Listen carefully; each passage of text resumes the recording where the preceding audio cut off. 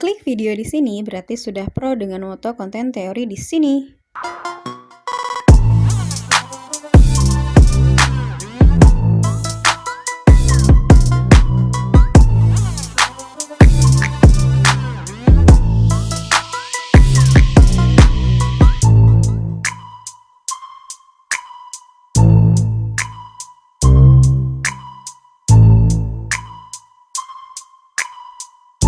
Annyeonghaseyo bucin gaisa diniimida. Apa kabar Bun? Semoga minggu ini masih tetap semangat dan jangan lupa jaga kesehatan ya.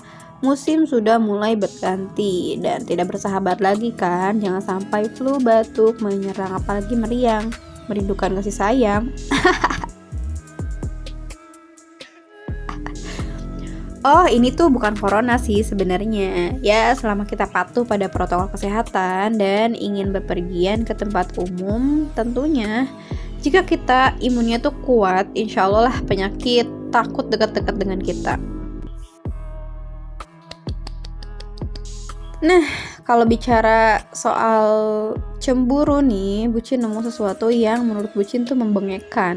Jadi kemarin bucin scroll timeline gitu dan nemu gambarnya Dio yang katanya dia itu adalah tipe pecemburu. Ini tuh waktu di kalau nggak salah kayak Q&A interviewnya di Pure Love gitu filmnya. Nah, karena kemarin HP-nya ngeblank, jadi dokumen-dokumen dan file-filenya tuh hilang semua, jadi nggak bisa bucin kasih langsung gambarannya, tapi memang dia menjawab kalau dia adalah tipe pecemburu. Bucin kira tuh hanya Jongin kan yang pecemburu, soalnya Dio tidak pernah menunjukkan langsung di depan kamera, ya kan? Atau jangan-jangan Dio lebih ekspresif dalam tingkat cemburu pada sesuatu yang menyangkut Jongin di belakang layar? Tentunya begitulah adanya. Biasanya tuh yang diem-diem baik tuh menghanyutkan, ya enggak? Tapi memang jika melihat dengan mata langsung nih, Jongin sangat terlihat jelas untuk tipe pacar yang pecemburu.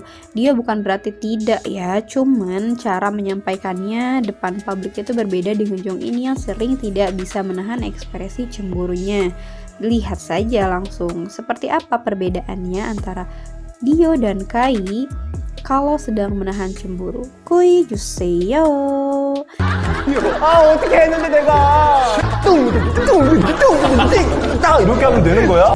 Nih ada Chen yang sedang berjalan dengan Dio sambil memeluknya di belakang. Jongin berjalan mendekati keduanya dengan cepat dong, mencoba mengamati apa yang sedang terjadi. Lihatlah ekspresi Jongin jelas terlihat bingung dan sedikit gelisah. Santuy bro, cuman peluk bukan cium.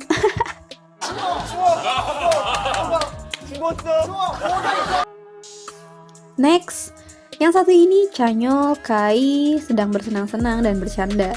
Udah biasa kan kalau mereka saling bercanda, lalu Dio memperhatikan mereka di pinggir. Sedikit tersenyum sih, tapi Dio langsung berhenti tersenyum. Setelah Kai dan Chanyeol selesai tertawa dan bercanda satu sama lain, Dio menarik Kai ke arahnya untuk ngobrol singkat. Ngomong-ngomong, Dio menarik Kai ke samping untuk ngobrol sebentar. Ngomongin apa ya? Kai mendengarkan apa yang Dio katakan. Nah, Dio menarik Kai lebih jauh dari tempatnya Chanyeol berada nih.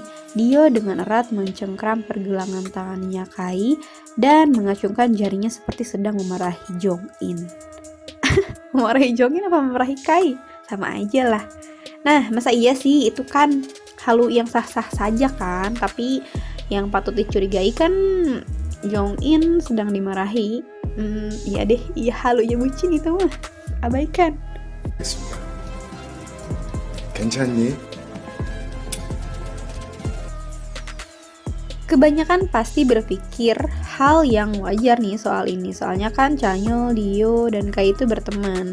Ya benar sekali sih, namun wajar saja jika seseorang takut bahwa orang yang mereka sukai akan mulai jatuh cinta dengan orang lain. Bisa merasakan kan?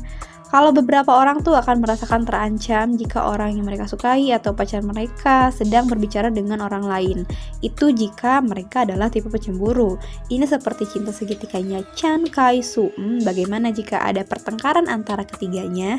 Kebanyakan sih Dio dan Chanyeol. Mereka mungkin biasa saja bertengkar. Tapi bagaimana dengan Baekhyun? Banyak sekali sini. Banyak yang berlayar di kapalnya Chanbaek di sini, ya kan? Ada yang pernah menyinggung soal Chanbaek, apa mereka juga punya secret relationship? Kalau banyak yang minta, mungkin Bucin bisa berpikir-pikir untuk membahasnya. Next. Kali ini Dio akan mencium dahi Baekhyun dan lihatlah Jongin. Dio menoleh untuk melihat Jongin untuk meminta izin nih, dan Jongin pun mengangguk. Dengan persetujuan Jongin, Dio mencium keningnya Baekhyun. Itu angle-nya sih memang seperti Dio meminta izin sama Jongin, dan setelah itu Dio langsung mengecup dahinya Baekhyun. Kayak membuang muka dong nih dalam waktu seperkian detik. Perhatikan wajahnya. Itu adalah ekspresi kecemburuan dan kejengkelan yang murni. Saat dia membuang muka nih, dia tersenyum cerah untuk menyembunyikan rasa frustasinya dari penonton. Tapi kelihatan kok, ya kan? Cemburu banget. Ketika Dio akhirnya mencium dahinya Baekhyun, Kai pasti menjadi cemburu dong. Karena itu dia segera membuang muka, berharap untuk menghindari ejekan atau meringis gitu. Meringis kesakitan. Ku menangis. 더.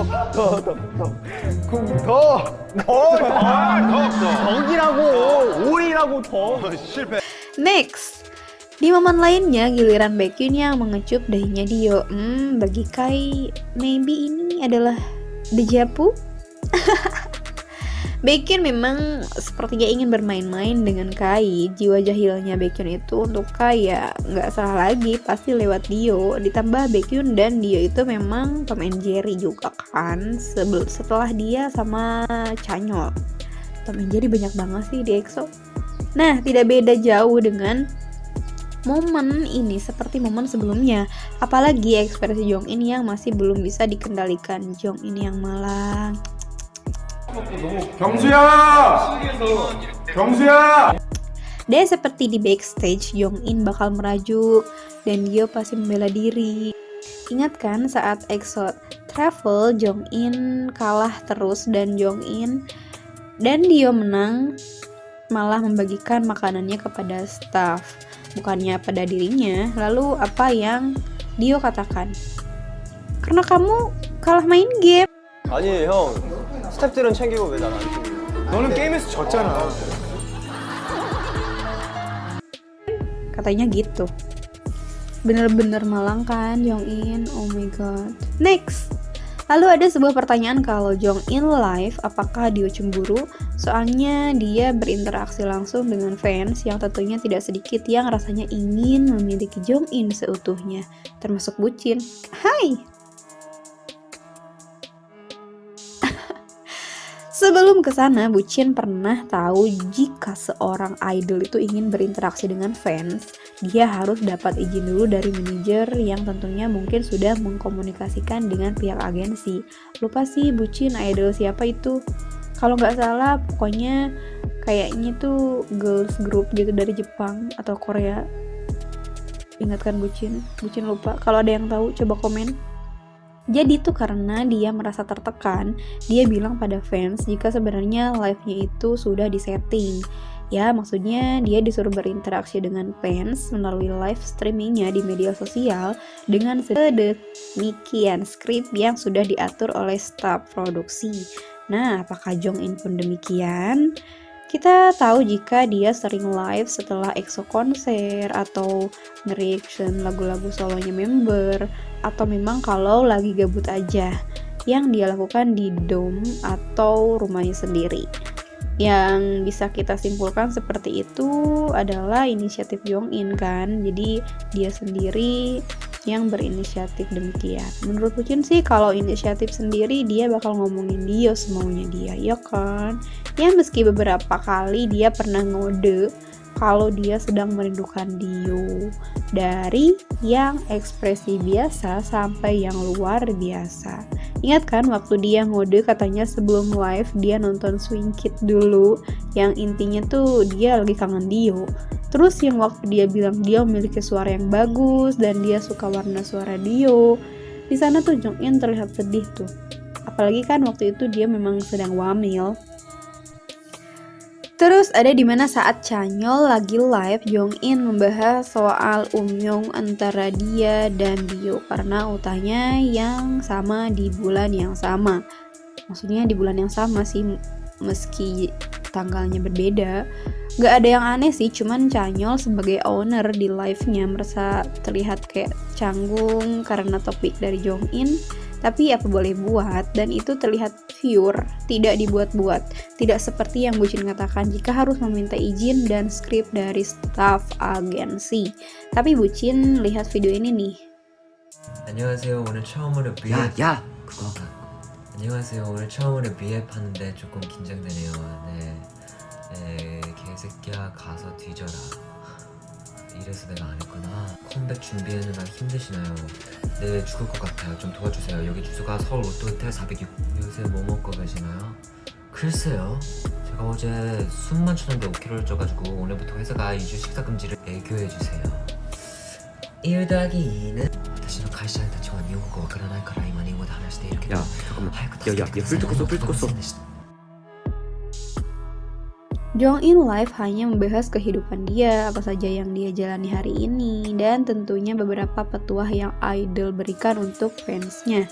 Seperti tidak ada skrip atau dia apapun settingan-settingan gitu dari staff untuk live selama ini. Kalau ada yang ingat nih, Jongin pernah live dan manajer tidak tahu kalau dia sedang live. Lalu terdengar manajer sedang berbicara di telepon dan membahas soal rencana skandal Kaijin, entahlah maybe.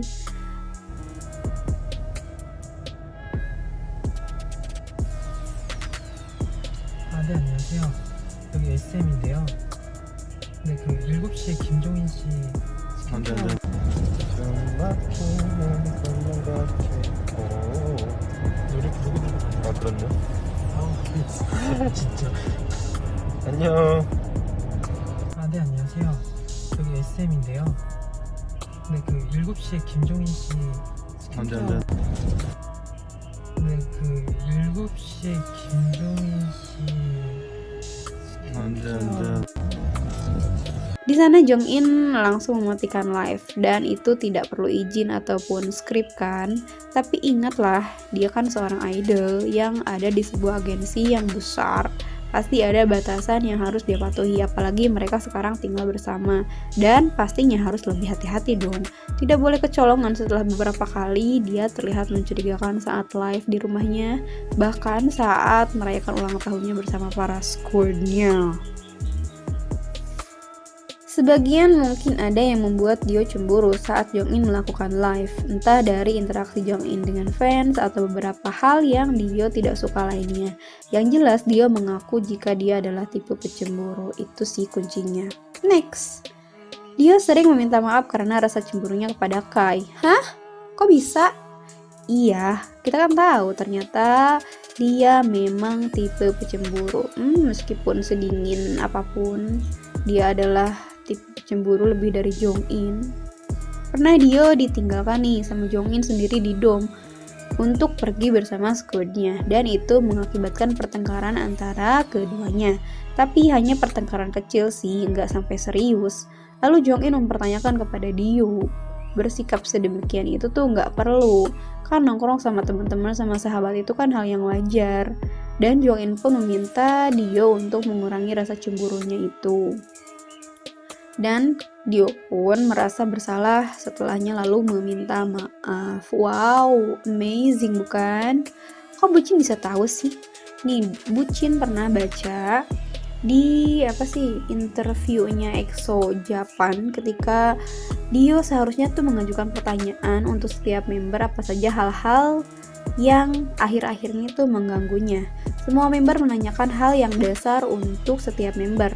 Ketika giliran Dio bertanya dulu kepada yang lain itu dia menggoda member dengan bertanya lucu dan pujian. Tapi ketika dia sampai ke Jongin, dia seperti, apakah Anda benar-benar menikmati hangout dengan Taemin dan squad Anda lebih dari kami, anggota Anda? Gitu katanya. Seketika Jongin pun tersinggung dan dengan sedih membela diri sendiri. Tidak, kenapa kamu seperti itu? Kamu membuatku terlihat buruk. Tentu saja itu tidak benar. Aku juga enjoy bersama kalian semua, gitu katanya. Dan dia pun terus membela diri dan berbicara bagaimana dia selalu bertemu dan makan malam bersama, tentang bagaimana dia Baekhyun dan Chanyeol pergi nge-gym, bagaimana dia berbagi lantai dengan Sehun, Chanyeol dan Suho. Lalu dia bilang jarang melihat Dio karena mereka terlalu sibuk. Namun Dio seperti hanya alasan saja, tapi baiklah, itu adalah pembelaannya. Padahal kita tinggal di tempat yang sama dan sering bertemu pastinya satu sama lain. Ya, dia mengucapkannya dengan nada yang sinis dan kesal. Sebegitu complicatednya, ya ampun. Tapi ini memang membuktikan pada kita ternyata bukan Jong-in yang sebenarnya tipe pacar pecemburuan, melainkan dialah yang lebih cemburuan. Kaisu memang keunguan yang hakiki.